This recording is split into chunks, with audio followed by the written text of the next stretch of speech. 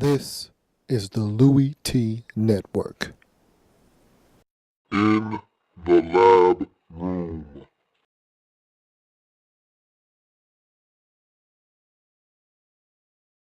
Welcome, you are in the lab room. I'm your host, Lou. Thank you for joining me here to break down the AFC East matchup between the Buffalo Bills, who traveled to New York to take on the New York Jets. Look, it's two aggressive defenses, two rookie quarterbacks. What were we going to get in this football game? And that was the question I had.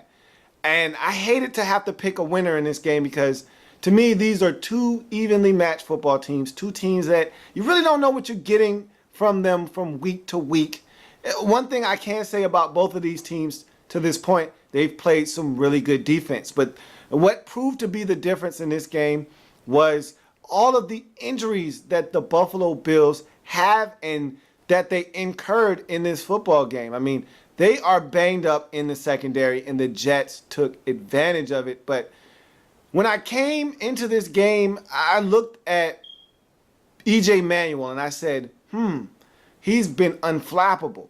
And I looked at Geno Smith, and I said, he's been turning the football over. I think that E.J. Manuel and the Buffalo Bills have the edge in this one.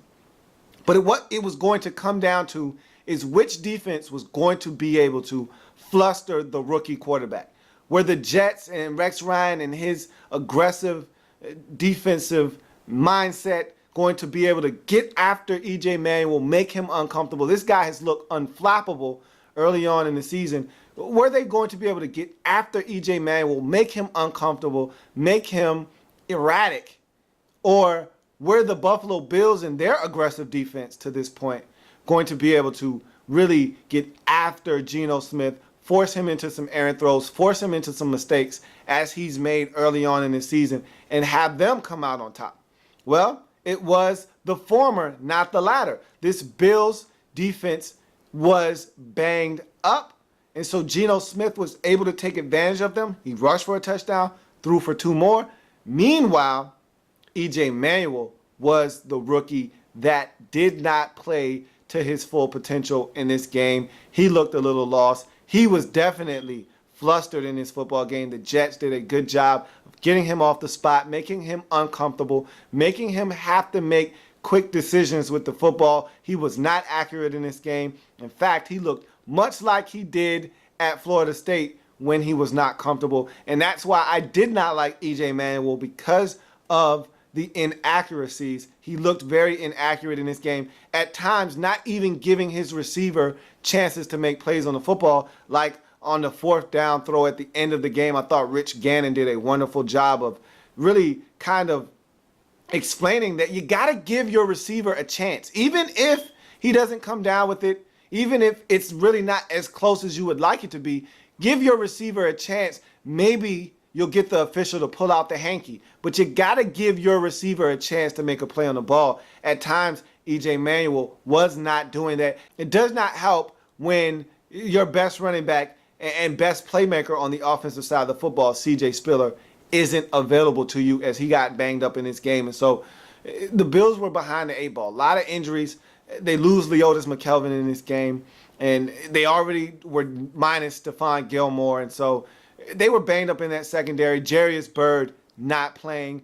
And so they were hurting in that secondary. And Geno Smith took advantage of it. Geno. Oh. Geno.